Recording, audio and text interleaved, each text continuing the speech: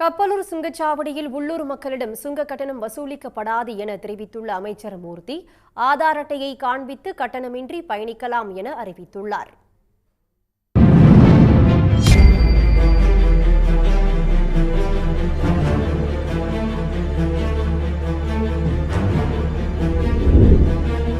திருமங்கலம் நகராட்சி எல்லைக்குள் மதுரை நெல்லை 4 வழிச்சாலையில் உள்ள கப்பலூர் சுங்கச்சாவடி விதிமுறைகளை மீறி தேசிய நெடுஞ்சாலைத்துறை ஆணையம் அமைத்திருப்பதாகவும் அந்த சுங்கச்சாவடியை அப்புறப்படுத்த வேண்டும் என்று கடந்த 12 ஆண்டுகளாக உள்ளூர் மக்கள், வணிகர்கள் உள்ளிட்டோர் பல்வேறு போராட்டங்களை நடத்தி வருகின்றனர்.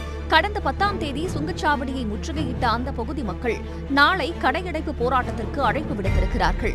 இந்நிலையில் மதுரை மாவட்ட ஆட்சியர் அலுவலகத்தில் கப்பலூர் சுங்கச்சாவடி எதிர்ப்பு குழுவினருடன் அமைச்சர் மூர்த்தி பேச்சுவார்த்தை மேற்கொண்டார். இதில் திருமங்கலம் வணிகர் சங்கத்தினர், ஓட்டுநர் சங்கத்தினர் மற்றும் தேசிய நெடுஞ்சாலைத்துறை அதிகாரிகள் உள்ளிட்டோர் கலந்து கொண்டனர். பேச்சுவார்த்தைக்கு பிறகு செய்தியாளர்கள் மத்தியில் பேசிய அமைச்சர் மூர்த்தி, கப்பலூர் சுங்கச்சாவடியில் உள்ளூர் மக்களிடம் சுங்க கட்டணம் வசூலிக்கப்படாது என தெரிவித்தார்.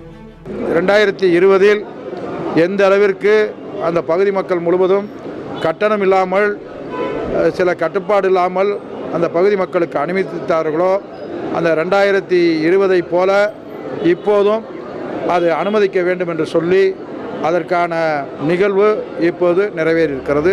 இதனிடையே கப்பலூர் சுங்கச்சாவடியை அகற்ற வலியுறுத்தி ஏற்கனவே அறிவித்தபடி கடையடைப்பு போராட்டம் நாளை நடைபெறும் என்று கப்பலூர் சுங்கச்சாவடி எதிர்ப்பு குழுவினர் அறிவித்திருக்கிறார்கள். நாங்க எங்களோட உரிமைக்காக போராடுறோம். நீங்க இந்த இடத்துல வச்சது தப்புன்னு நாங்க போராடுறோம். பட் இவங்க வச்சதும் இல்லாம நீங்க சைட்ல மட்டும் போய்க்கோங்க. எவ்வளவு வண்டியும், ஆயிரக்கணக்கான வண்டியில ஒரு சைட்ல எப்படி சார் போங்க? நியாயமா சொல்லுங்க. ஒரு டோல்கேட் வழியா தினமும் ஒரு ஆயிரக்கணக்கான வண்டி எப்படி பாஸ் ஆகும்? இது வாய்ப்பே இல்லை.